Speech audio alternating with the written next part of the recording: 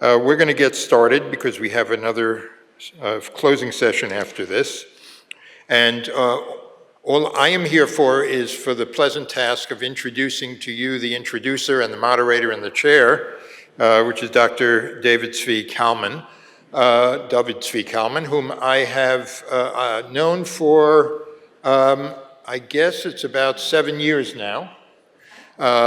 We were both fellows at the Kogod Research Center at the Hartman Institute, and we've been in a lot of learning situations together, and I know I've learned a great deal from him.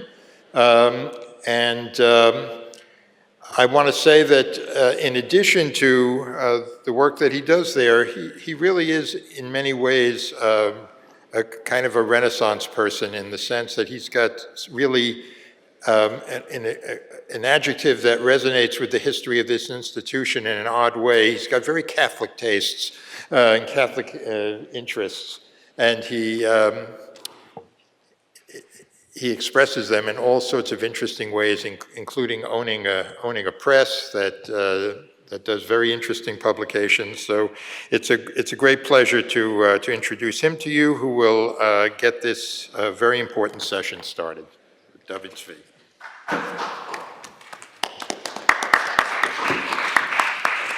Thank you so much. It's really a pleasure to be here today. I don't think I need to tell you at this point why this conversation is so important. Artificial intelligence and rapid technological development is constantly in the news, and it raises for us questions large and small, everything from is it going to cause the end of humanity to is it going to lead to the end of my job, and everything in between. The relationship between this conversation and religion is both important and also resembles something like a shotgun marriage, in that they're kind of forced together with religion kind of being caught by surprise in a lot of ways. And you've really got this sense in the first couple of years after ChatGPT was released, where religious institutions of all shapes and sizes were in a state of shock, trying to figure out how are we supposed to respond to this technology, which has been rapidly adopted and is obviously going to change the world. And in the last few months, I've noticed that a lot of different religious traditions have really caught their stride in this matter. There have been convenings by the Catholic Church, by many Protestant denominations, Buddhist groups, Hindu groups, Muslim groups, the Church of Latter-day Saints.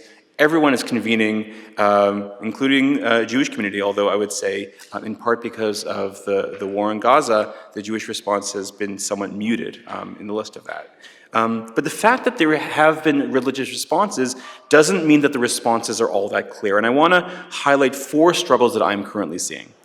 The first is that there's a lot of soul searching about what exactly it means to apply ancient wisdom to something as contemporary as modern technology. And I would say that even traditions that pride themselves on their antiquity and on the valuable information and moral wisdom that can be provided from their antiquity are figuring out exactly what they want to say from the sources available to them.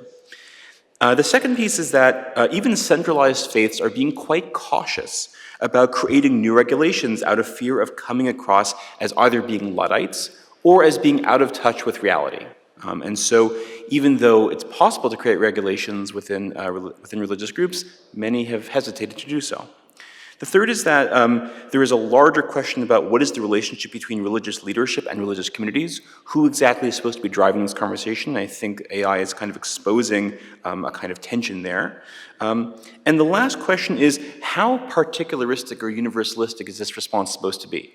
It happens to be that religions across the world are saying more or less the same things about AI right now, and that both presents opportunities and also potential dangers. It presents opportunities in that it creates the possibility for all kinds of broad coalitions, but it also means that to speak about the Jewish response or the Hindu response to AI can feel a little bit less special. It's hard to kind of coalesce energy within one's own religious movement if the religion next door is saying something similar. So there is a lot of confusion and a lot of kind of churning right now in this moment. And I would say that the churning we are seeing right now around AI is really quite a long time coming. We are living in a world that is constantly thinking about the future, constantly thinking about trying to predict what happens next, trying to move as fast as possible. And most of the world's religions were birthed at a time when the way that we think about the future simply did not exist. And so we are seeing a lot of the world's religions trying to kind of grapple with that notion of what does it mean to speak about the future? How do we respond quickly? And AI feels like a kind of particularly blatant example of that tension, but I don't think it's going to be the only one. And I think it's in some ways a kind of test case for all the technologies that are going to come. So what do we do? How do you respond to this technology, and what does faith have to do with it? And I'm proud to be joined on the stage by three scholars who I know are thinking about this question quite seriously, within the context both of different faith traditions and also using different methodologies. So what I'd like to do is introduce each one of them in turn. Each of our panelists is going to speak for around 10 or 15 minutes, and then we're going to have, open up, we're going to have some questions, and then I'll open it up to the audience if we have time. Our first panelist is Timothy Beal. Timothy Beal is Distinguished University Professor and Florence Harkness Professor of Religion at Case Western University in Cleveland, Ohio. He is Director of the Experimental Humanities Initiative, funded by the Mandel Foundation and the university's new Humanity and Technology major. His most recent book is When Time is Short, Finding Our Way in the Anthropocene. Timothy.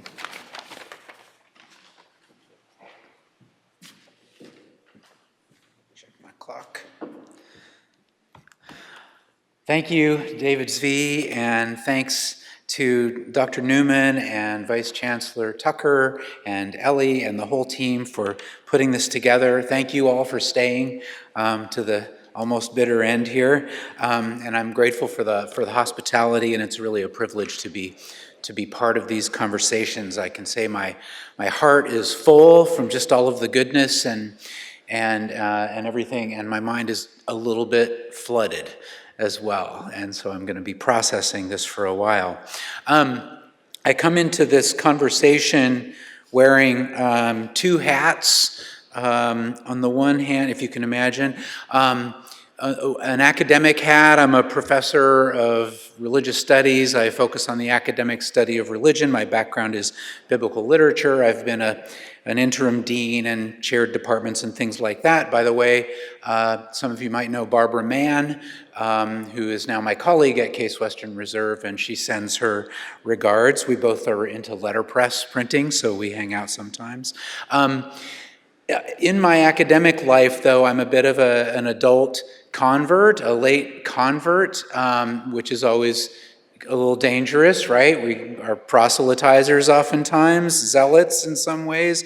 A convert to computational tools and methods. About almost 10 years ago, when we moved to Denver, and I still commute back to Cleveland, I started hanging out with some humanities doctoral students and recent PhDs who had computer programming background, and we all started learning the programming language of Python together. Python turns out to be the sort of lingua franca of AI and machine learning. So great coincidence, great timing. This was around when a lot of things that have unfolded into generative AI were getting going. Something called TensorFlow, which is a library that Google released in the mid-2010s, came out, and something called attention. I think we're going to talk about attention in a different way, but attention mechanisms, which really are crucial to what we've seen in the last few years.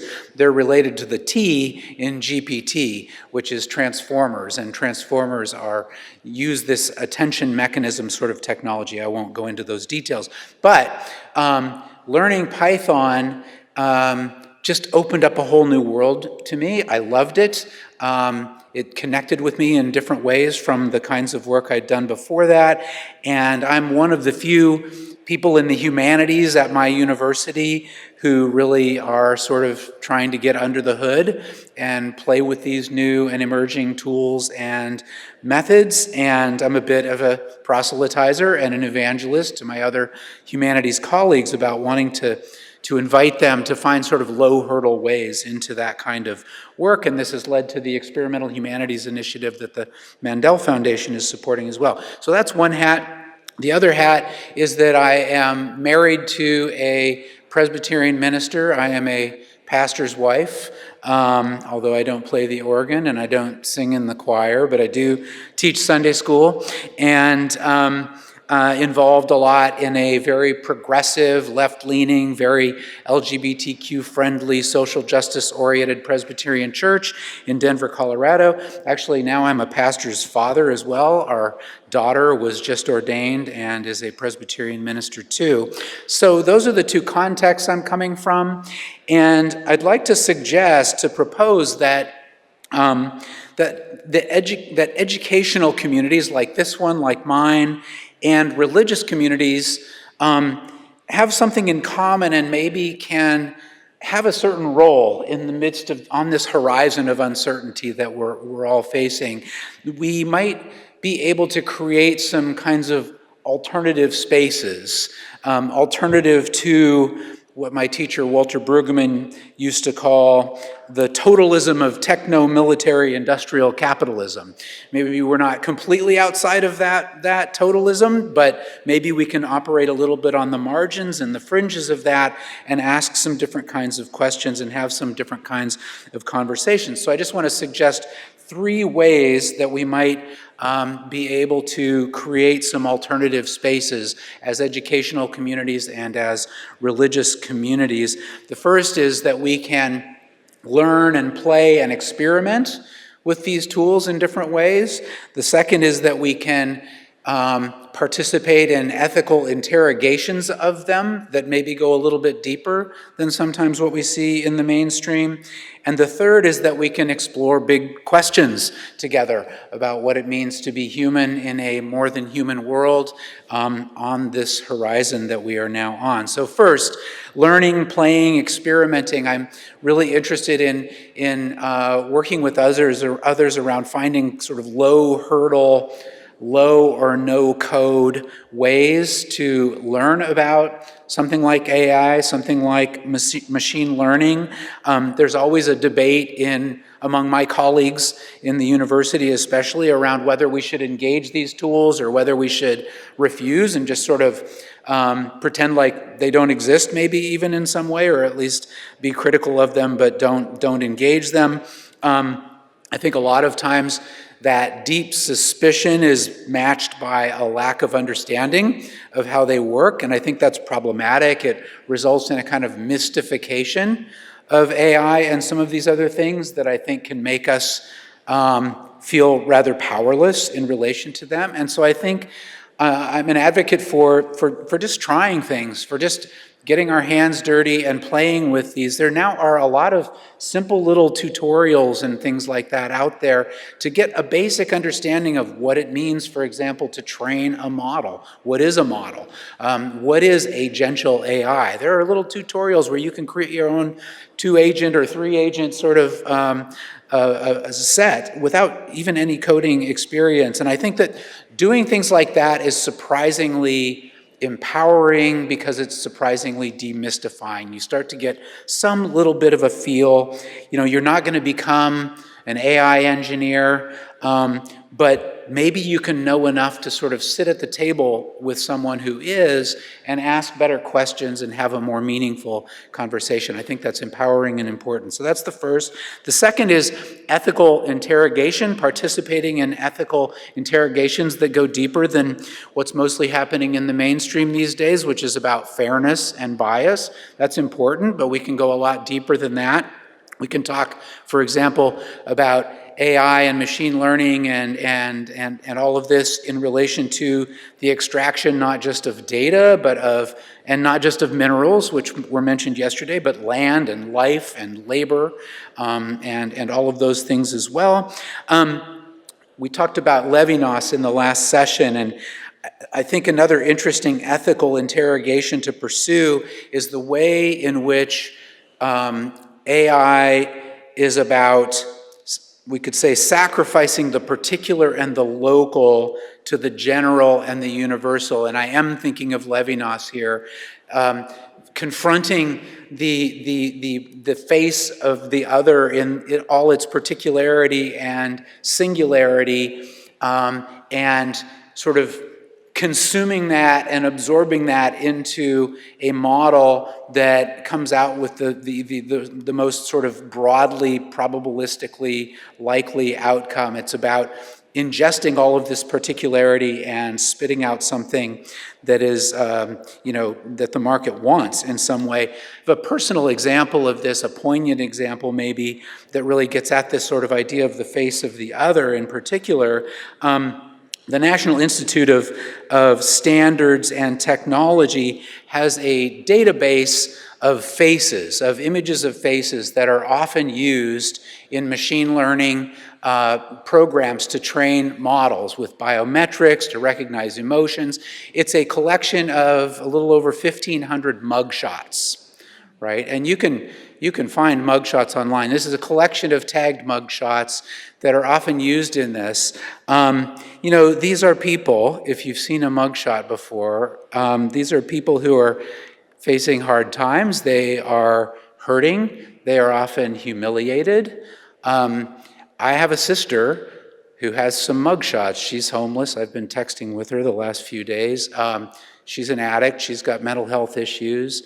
It breaks my heart when I look at this database, and when I think about her, I know how humiliated she is in those images. And that's a sort of very particular, poignant example of that sort of absorption of the particular face of the other, story of the other, voice of the other, and training a model that is about the universal and the general from that particular and local.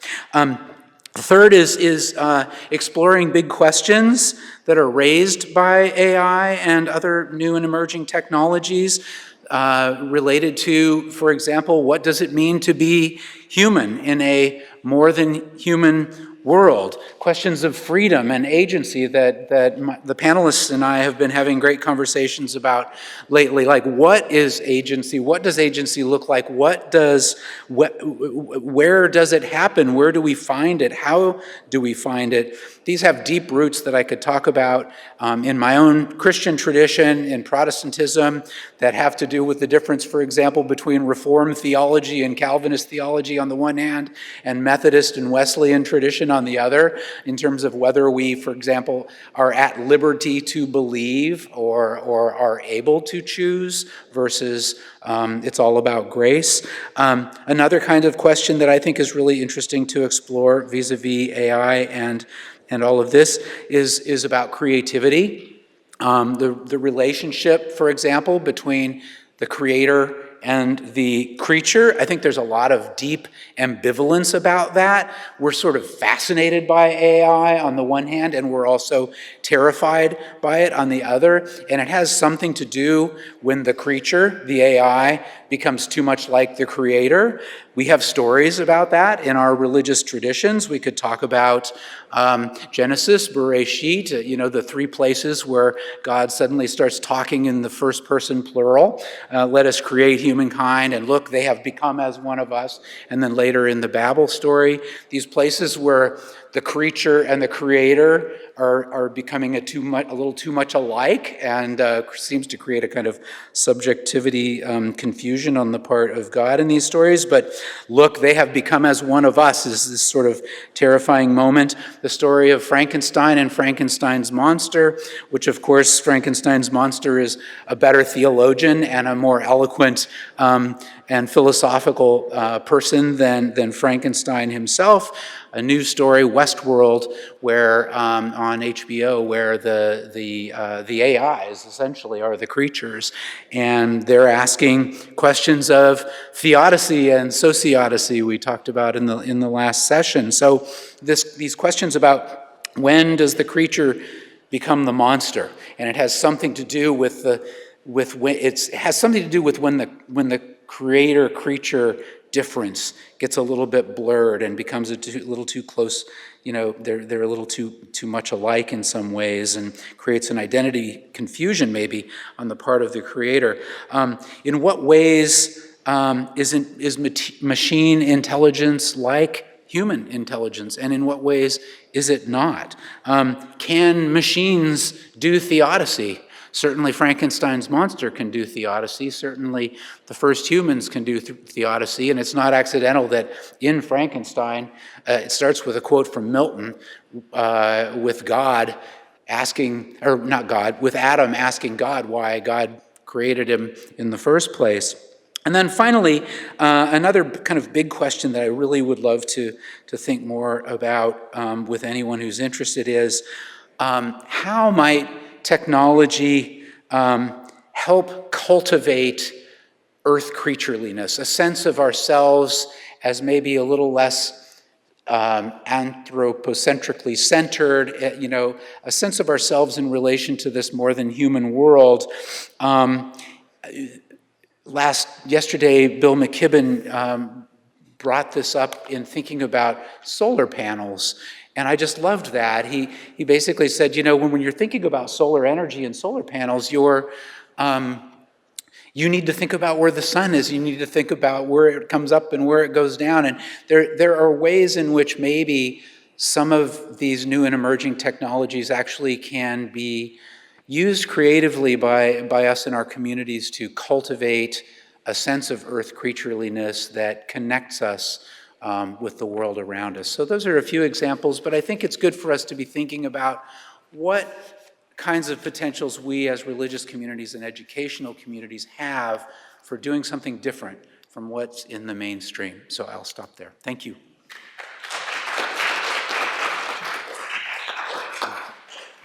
Thank you so much. Our next speaker is Nadav Schiffman-Berman. Nadav is adjunct lecturer in the Department of Jewish Philosophy at Bar-Ilan University and at the Bernard Revel Graduate School of Jewish Studies at Yeshiva University. He is a member of the editorial board of the Jewish Journal of Ethics and co-leads with Professor Tal Zarsky an interdisciplinary ISF-funded project on the philosophy of Jewish law vis-a-vis law and technology. Nadav.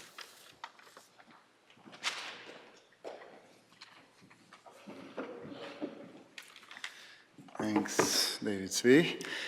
Thank you, Dr. Newman, Rabbi Tucker, and shalom to you all. We are a few minutes before 4 p.m., so those of you who use the time to get a nap, now you are awake.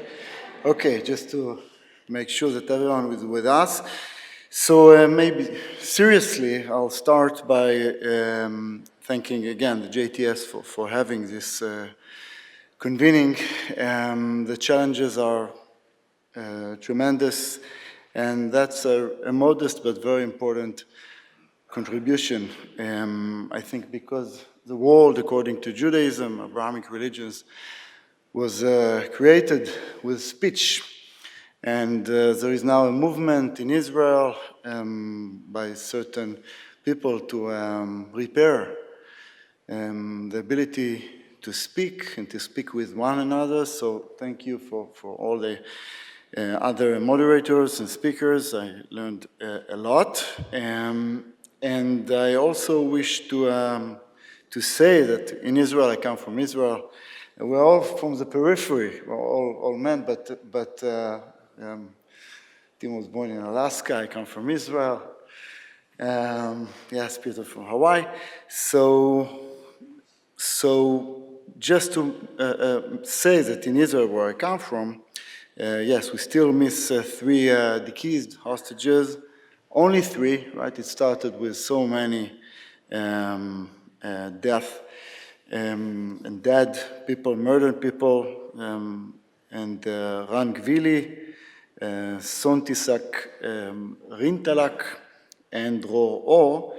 And again, this important theme that Shai Herald spoke about, the createdness of all human beings in the shape, in the image of God, is something that I hope will really become some kind of non-partisan, Rabbi Tucker, as you said, premise that regardless of religious difference, we can agree in order to promote human dignity and care.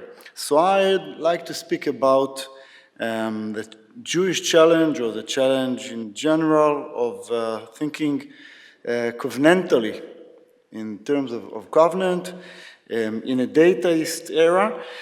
And also I'll use the term orthopraxy, which means not orthodox is the religious denomination, but orthopraxy as an inclination or emphasis on deeds, right, rather than thoughts, intentions that are very important, but I'm going to suggest that we may want to make this practical orientedness direction some kind of a common ground. So I'll begin with saying the obvious, right? That there are three models for interreligious relations, right? The first is not held by, I guess, anyone here. We'll call it isolationist, right? Each religion is an island, and Rabbi Abraham Joshua Heschel famously said, no religion is an island, alluding to John Donne's poem. But we should put this on the table because there are so many people here, Israel, elsewhere, in each and every religion, really, there's a segment of isolationists, and we should be able to try and enter into a conversation with them with a confidence that we do have something to contribute to their, what we would take to be a closed-mindedness. So that's one approach. The second, we'll call it egalitarian, or maybe postmodern, in the sense of taking all religions to be equally important and maybe equally non-significant. Now, each religion, according to its believers, has something special. We might call it centers of mass. In Judaism, by the way, you can tell it according to the accusations, right? Judaism is often accused for being a legalistic tradition. It puts too much weight on law. I don't know if it's true. It's surely not true for each and every denomination, but that's one way to challenge the egalitarian vision of religions, right? It's not connected to egalitarianism more broadly. And the views that I think would be held here is interactionist, right? There are various religions. Each believer probably views her religious tradition as more important if she is cleaving to this tradition, yet we should all strive to come into a conversation about our traditions and their contribution to promoting human dignity in the age of emerging technologies in particular. So that's by way of introducing the models and insisting that that's, I think, part of the challenge, to be able to go to, from a Jewish perspective, to an ultra-Orthodox person, and to be able to open a conversation with the beliefs that we can learn, but we can surely contribute something to them. So what I wish to suggest about religions and religion in the age of technology is that we take religion too loosely in the liberal world, and we take technology quite seriously, right? This microphone is not really negotiable. It's not about my intention, and that's a common view about technology. It's rigid, it's, numbers, non-negotiable numbers. You have to comply with technology, even though assisting technologies, surely in the context of medical care, etc., are advanced. But there is an idea of religion, of technology, as actually some kind of religion. And Professor Yuval Noah Harari, Israeli historian, famously called it dataism, right? The data is the new god of modern societies. Now this cuts across, civilizations. States advanced more or less are using more or less the same technology, and in some way admire technology. And the very term technology, we should also reckon, has this logos component, right? When Heidegger wrote about technology, he called it technique.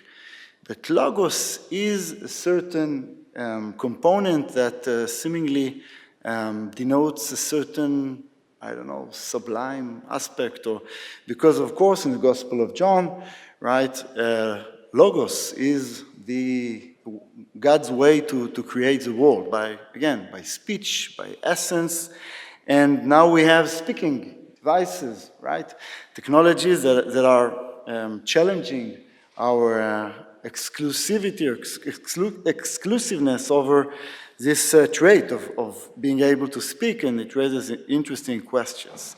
And Heidegger, that I mentioned, German philosopher, also spoke about technology as revealing, right? And revelation, of course, we know is relevant also to historical religions.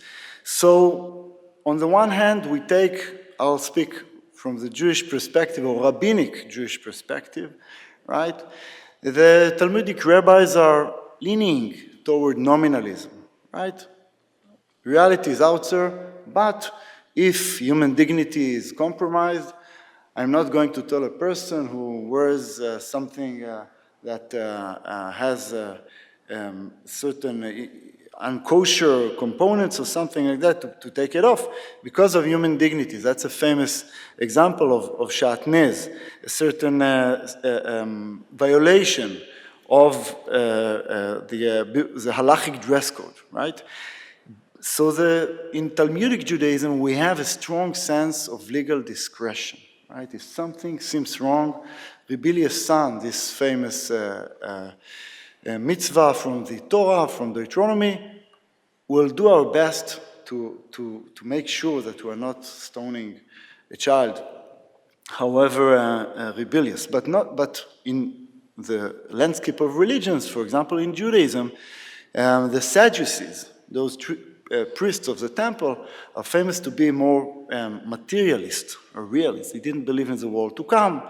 And they were some kind of materialists in the way that we know materialism from modernity, which is interesting.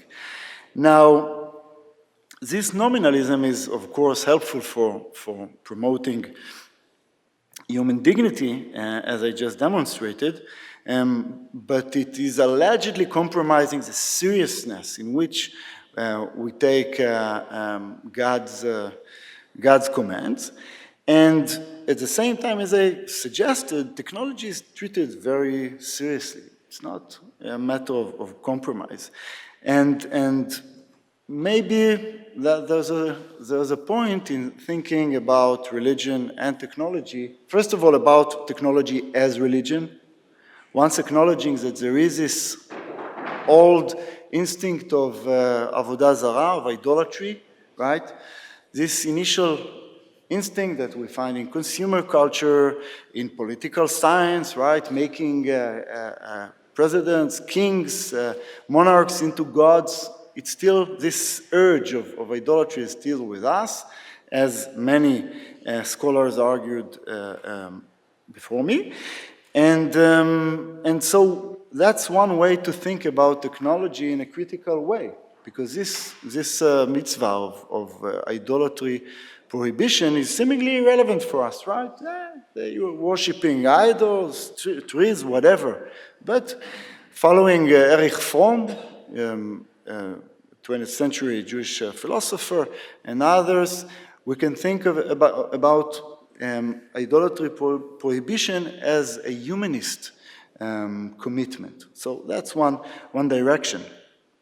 Another challenge is Jewish law itself, right? How can it address the immense questions that technology and emerging technologies suggest? So I'll put before you two directions. First is the idea of covenant. Once again, very old notion, Brit, that we find in the Torah, Livriut, in the Bible, and later Christianity and Islam had their and still have their versions of Brit. In the Jewish context, I suggested in an article with Tal Jarsky, with whom I work, the article is called "What's the Juxtaposition Between Silicon Valley and Mount Sinai?"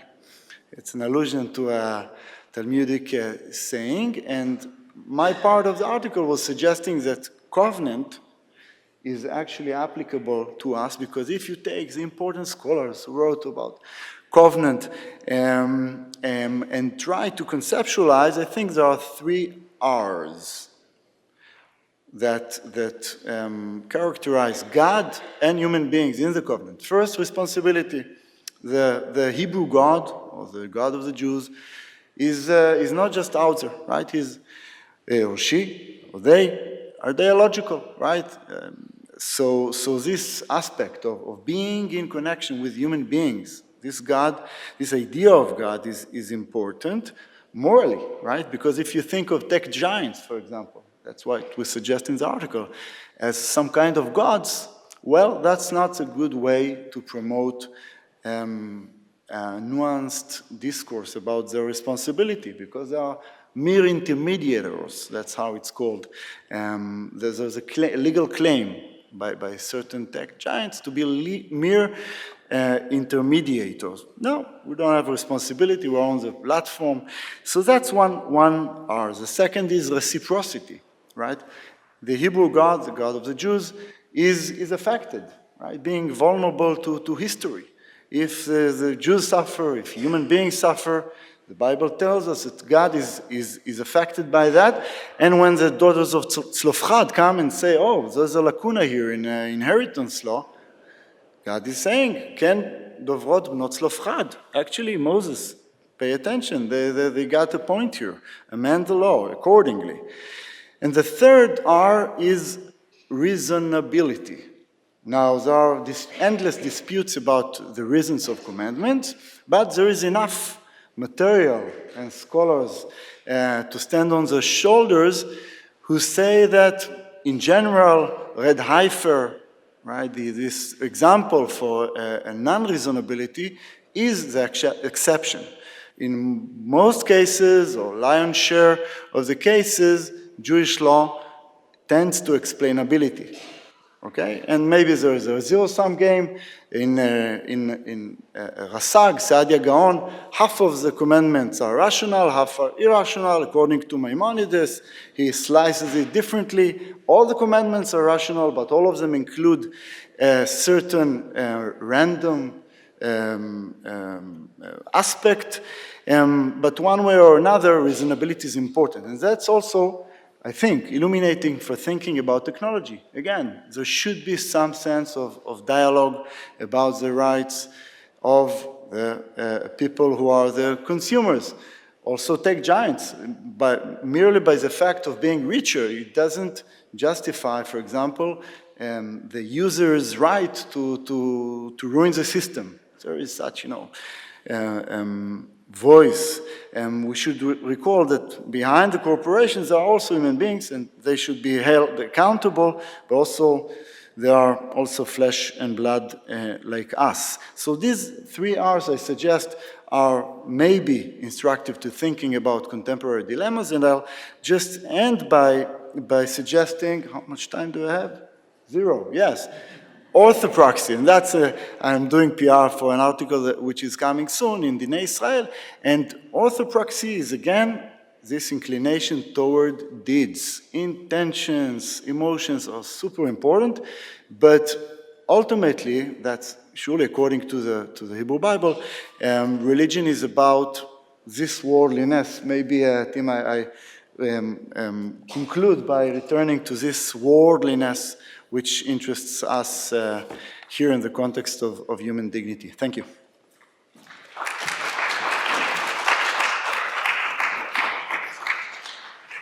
Thank you so much. Our final speaker is Peter Hershock. Peter Hershock is co-founder of the Buddhism and AI Initiative, an adjunct senior fellow and past director of the Asian Studies Development Program at the East-West Center in Honolulu.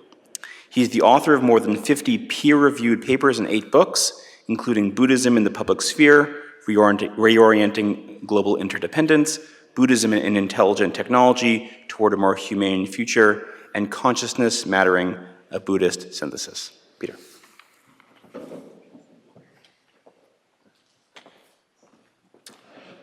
Thank you, DZ, for the introduction, and to JGS for hosting us here. It's a pleasure to be not just hosted to come to the institution here, but to visit what I think is maybe the most American of all cities on this continent. And we can talk about why that's the case. I want to pick up on what Nadav has just mentioned about orthopraxy and talk about what are orthopraxy, what should our ways of acting in the world be in this age of dehumanizing technology, the kind of theme of our panel. And I want to begin with the two causal insights that inform all Buddhist efforts to address and understand and address the sources of conflict and suffering. And the two insights are quite simple ones. The first is that the physical presences that we have in the world and our phenomenal presence in the world are inextricably entangled with one another.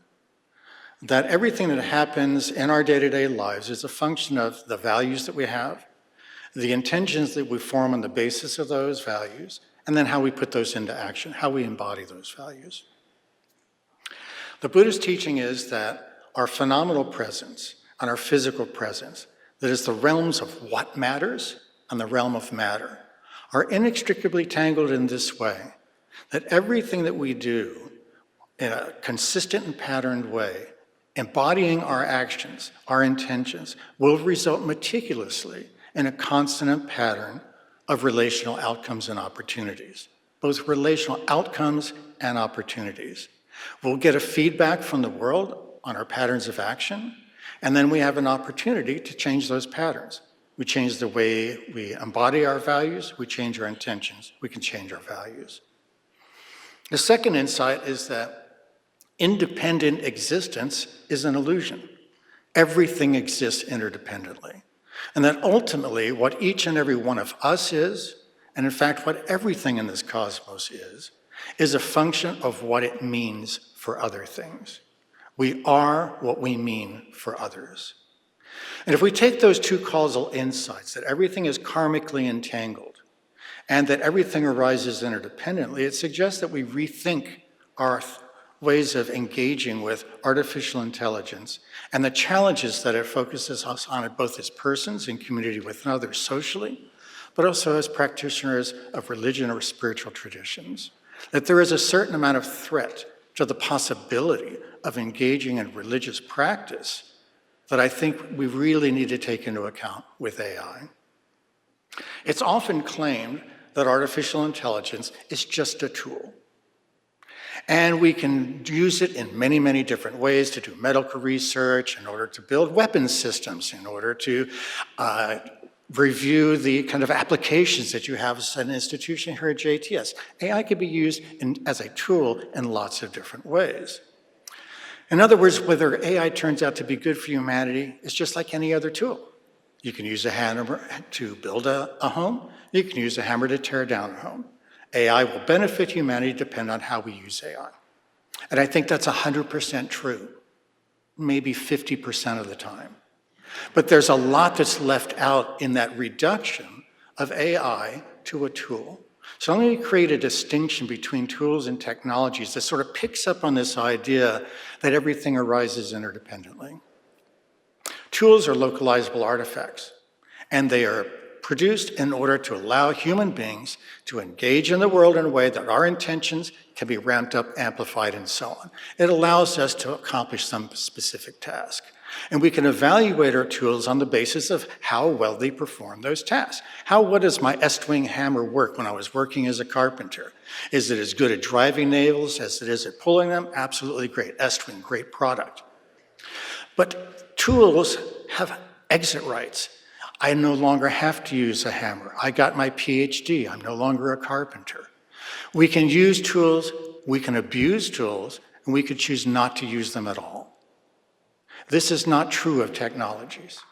Tool uses can scale up to the point where it's no longer an option to have that exit right. The exit right from using or being affected by the use of a tool. Take a smartphone, for example. You may think it's, like I did, it's a tool that I could decide to use or not. I didn't have a smartphone until about 6 years ago, when my wife insisted that she's traveling internationally, I'm traveling all the time, we have a teenage son, I need to be in touch all the time. But today you can't even rent a car without a smartphone. And even if you don't use smartphones, you're affected by the ways in which smartphones are changing the way we communicate with one another, the way in which we engage in the practice of friendship and of family, and so on.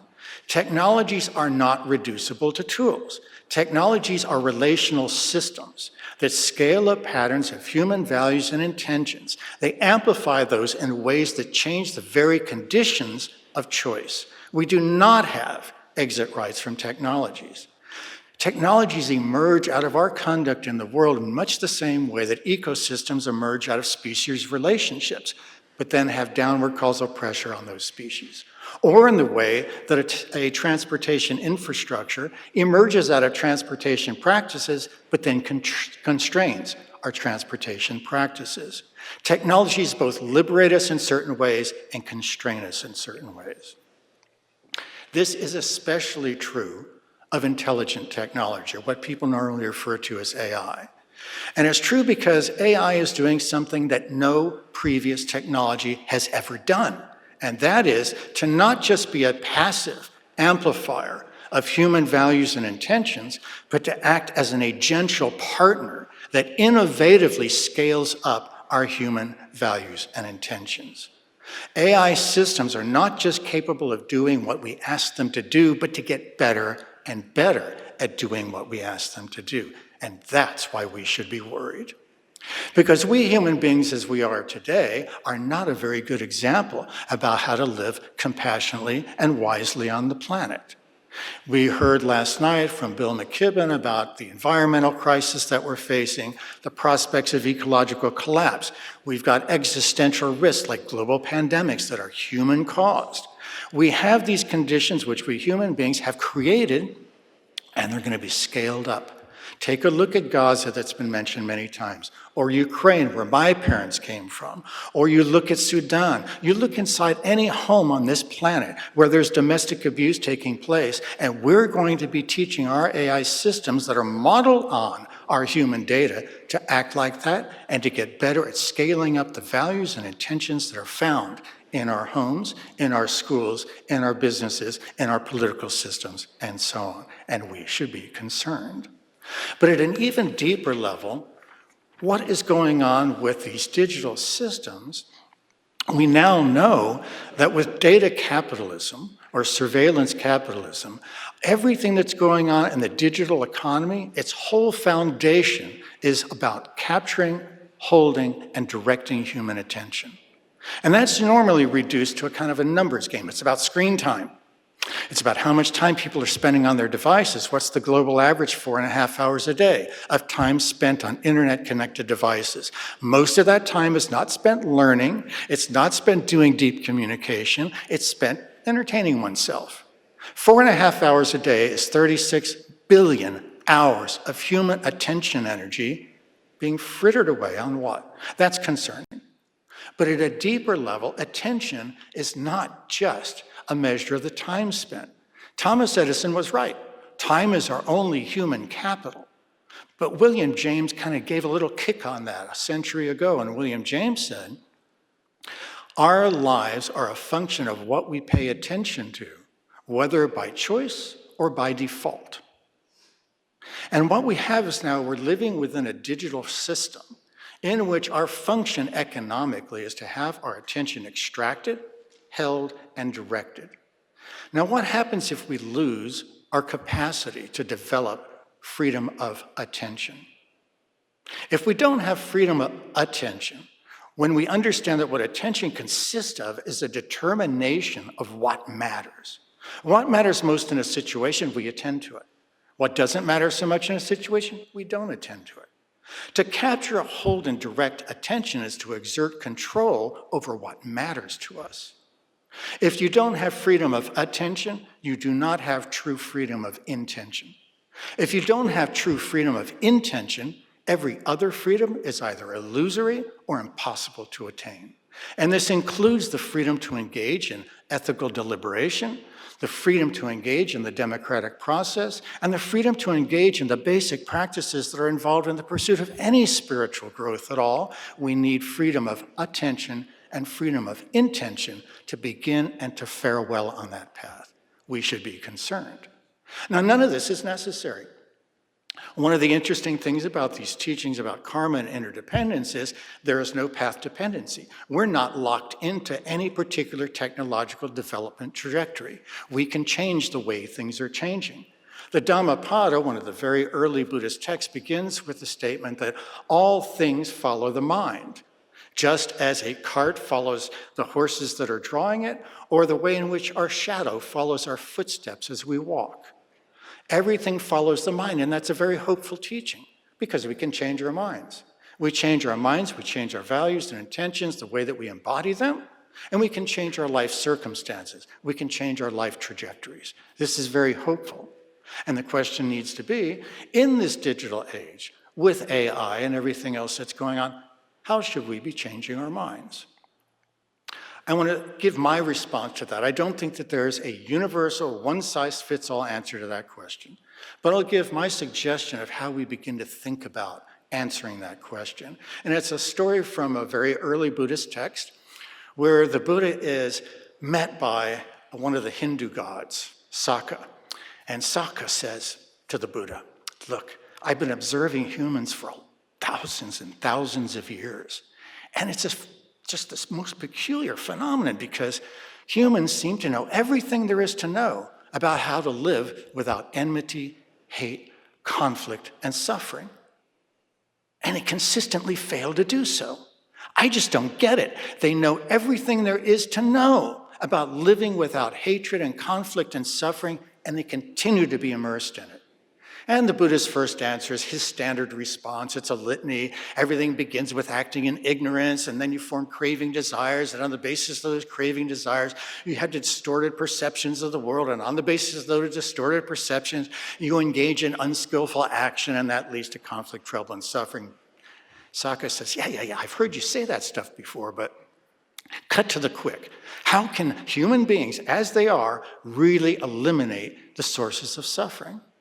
And the Buddha says, well, if you get right down to it, the core, the real taproot of human conflict and suffering is the mental proliferation of relational blockages. The term in Sanskrit is prapancha. Very difficult to translate. Sometimes people say it's mental proliferation, but it's about doing things mentally, emotionally, mentally, both, because the term in chitta in Sanskrit is heart, mind, not just mind. It's this way of being in the world where you proliferate blockages for yourself. And Sakka says, so, how do you cut the taproot? And the Buddha says, oh, it's really quite simple. Watch what happens when you're engaging in things in the world. Look at your conduct. Does it result in things that are kushala? Keep at it. If they're akushala, stop. Kushala is often translated as skillful, like practically skillful, and wholesome, meaning morally, excellent. But the term kushala is a superlative. It doesn't just mean doing the good thing. It means doing something extraordinarily good. It's being virtuosic. It's virtuosity in our practical engagements. It's virtuosity in our moral engagements. And guess what? There's no limit to virtuosity. So it's not about setting some standard. If you're a virtuoso musician, your purpose is not just to play the best music that's been played, the best standards of the past. You're trying to exceed the exemplars of the past. You're trying to extend the standards of excellence in music. And we need to be doing the same thing in our relations with AI, in our relations with one another. Asking ourselves, how do we engage this stuff in a way that leads to virtuosic outcomes and opportunities for all? This is a really basic question because it's at the basis of saying we're not just going to be present in the world in a way that allows us to reproduce the good things from the past. Because guess what? Those good things from the past have got us in the situation we're in. The situation we're in now is, we heard today, so many different stories about healthcare shortages. 780 million people do not have the adequate nutrition to have normal brain development. We've got domestic violence, we've got gender violence, we've got wars, et cetera, et cetera. All the good that we've done hasn't been good enough. We need to be more virtuosic. And so what I would leave us with is a question. And the question is a really simple one about what matters. What matters most as we try to determine together, collectively, personally and together collectively, what should matter most for changing the way things are changing? Thank you.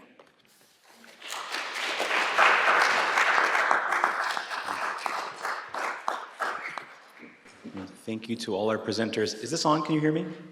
Okay. So I want to ask all of you the same question, and then I have a question specific to each of you. And I'm going to ask all the questions up front so you have time to think about them and maybe have your answers be as concise as possible. The question I want to ask all of you, and it's a slightly rude question, is who are you talking to?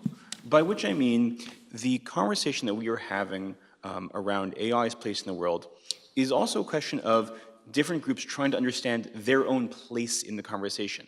The tech companies certainly know their place. Sometimes regulators know their place, sometimes they don't. But everyone else is still trying to figure out what their piece is here. There's an article by Sigal Samuel in Vox a couple days ago saying that AI resistance is a team sport. There's a whole bunch of groups that are part of this conversation. So I'm curious for each of you, who are you trying to speak to with your ideas? Then I want to ask specifically, so Timothy, I was really struck by the way that you framed your ideas in terms of the community that you personally are part of, the family that you're a part of. And I think it's essential that those two things are connected. So I'm curious how the ideas that you are describing, how you see that playing out within the context of a specific community, maybe your specific community. What does it look like for those conversations to take place not just on a national stage or on a global stage, but on a local stage as well? Because a lot of the conversations, a lot of the effects of artificial intelligence certainly play out locally. Nadav, I want to ask you, so in 2019, the conservative movement put out one of the very first statements by any Jewish organization about artificial intelligence, by Danny Nevins, and actually I think he cites you in the footnotes because you were even earlier than that statement in kind of speaking about these issues and speaking about autonomous weapons specifically. And I want to ask you, you were speaking about law, and I'm curious about the relationship between the language of law and actual law, because certainly Jewish sources can provide all kinds of norms, and you can corral them to make all kinds of normative statements about how autonomous weapons ought to be used or ought not to be used. But as you know, the way that that plays out in actual warfare is a lot more complicated. So I'm curious what it means to be speaking the language of law, and how do you not have that lead to disappointment when it turns out reality is more complicated than the legal sources may suggest. And then Peter, I want to ask you, I am so struck by the way that you are thinking about changing mindsets. And one thing that I'm so conscious of is the way that the technologies we use, AI in particular, are trying to change our minds in turn. The science of addiction has rapidly grown in the last few decades, and it is being used both to understand addiction and also is being weaponized to addict us to various products.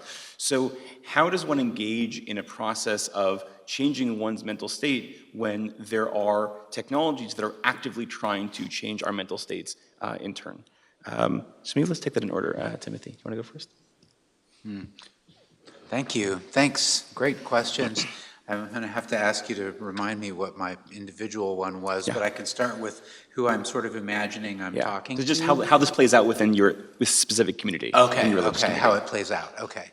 I think especially as a teacher and as a faculty member, Case Western Reserve is a rather unusual sort of community because it's the tongue twister of CWRU is Case Institute of Technology and Western Reserve University.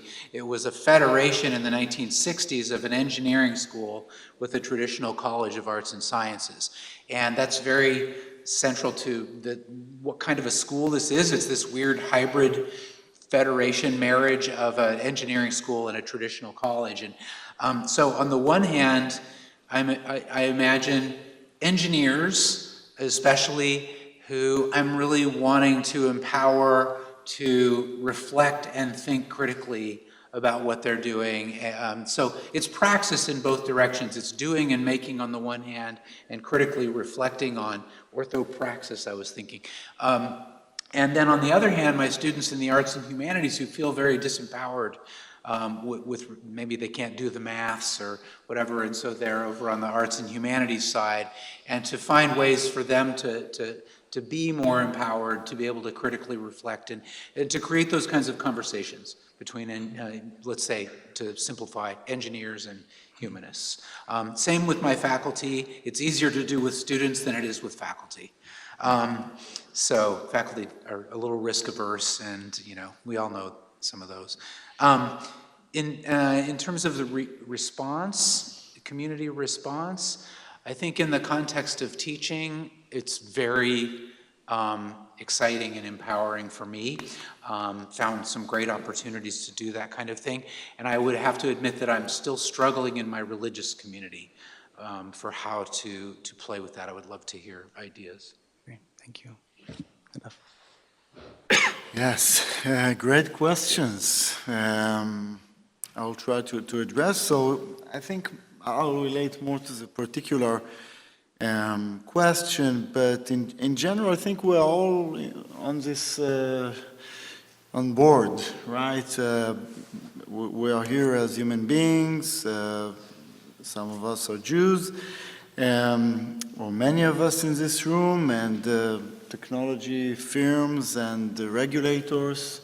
That's a huge question. Many things here in the US are actually happening much better than in Israel in terms of regulating technologies that are used by minors. That's an important aspect. And many of us, or most of us, are having a few hats, right, so to speak, and we should think about it multidimensionally. But first of all, in the context of human dignity that brought us here, pair the autonomous weapon systems. Well, yes, Rabbi Nevins, I learned a lot from him. I had the privilege of getting in a conversation with him. Yes, he came out with a book last year that I should get to read about Judaism and technology. And I think, yes, he is one of the pioneers in thinking seriously about the challenges of artificial intelligence, emerging technologies more broadly, and halakha. And that's one context that actually encompasses many fields, including bioethics and education and so on. And if this challenge is properly met, we'd be able to think maybe better in terms of normativity about what's good, what's right. And for every College of Liberal Arts, right, there's a challenge. How do you address a course of 100 students writing papers? Is it possible? Can you expect it in the age of AI? Maybe peer-reviewed papers would include some kind of a hearing, not in a legal sense, but you'd want to hear the voice, right? The human voice behind the words. And about law and the challenges, yes, we know that the situation in Israel is far from perfect, and there are problems of the legal system. Some of them are harnessed, I think, in an unfair manner by certain players. But it's clear that this war, no war is good, right? And obviously the standards should be set. And counterfactually, sometimes wars that end quickly are actually helpful for human dignity. Right? Think of the war in Ukraine and in Israel. So much suffering. Israel's side, Gaza, the Palestinian side, Ukraine, Russia. And these wars are actually very old-fashioned, right? A lot of non-precision weapons and collateral damage, and so much suffering. And if there's a chance for global peace or sustainable peace, local peace in the east bank of the Mediterranean, we can call Israel and the Palestinian Authority, maybe it's Palestinian state soon, I don't know.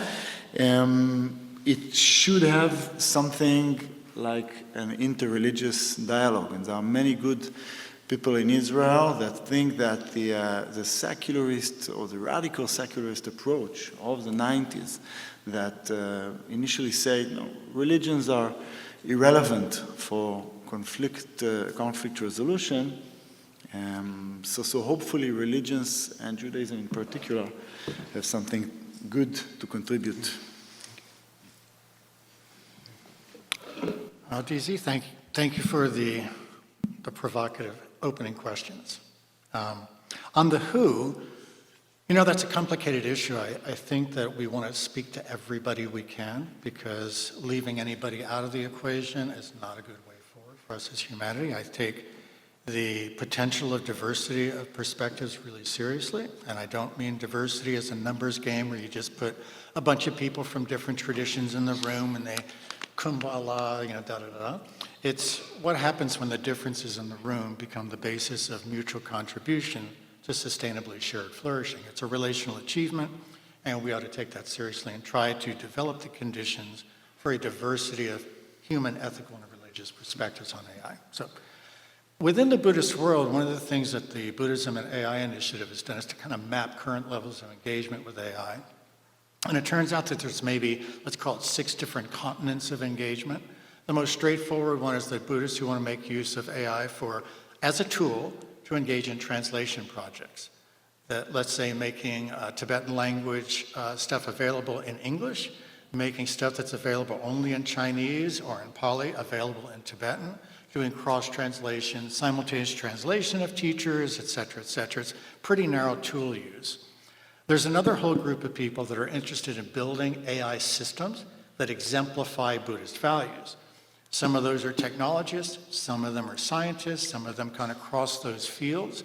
And there's people who are convinced that maybe it's possible to use AI to kind of map what's going on in the brain when you're entering into a deep meditative state, and how do you get an AI system through a kind of an AI biofeedback loop to get you into that higher state more quickly. We can debate whether that's a viable thing or not. There's a bunch of academics who are working on the concepts involved. Do we understand AI as intelligent in the same way as humans are intelligent, or the way a bacteria is intelligent, or a mammal is intelligent? Kind of conceptually trying to develop, how do we understand that? There's the people who are involved in AI policy. Let's change the governance systems, privacy regulations, and so on. There's the people who are working at the community level, and they're dealing with parents or practitioners who have digital addictions, which will lead to the second question. And how do you deal with those digital addictions as a Buddhist? How do you help your teenager to understand what's going on with these AI systems and their engagement with it, and how it's affecting their conduct in the class with their friends, etc.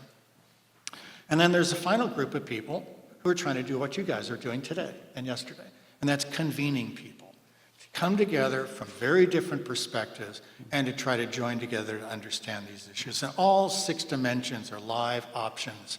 I tend to do more of the convening type stuff because of my background. Digital addiction, super serious issue.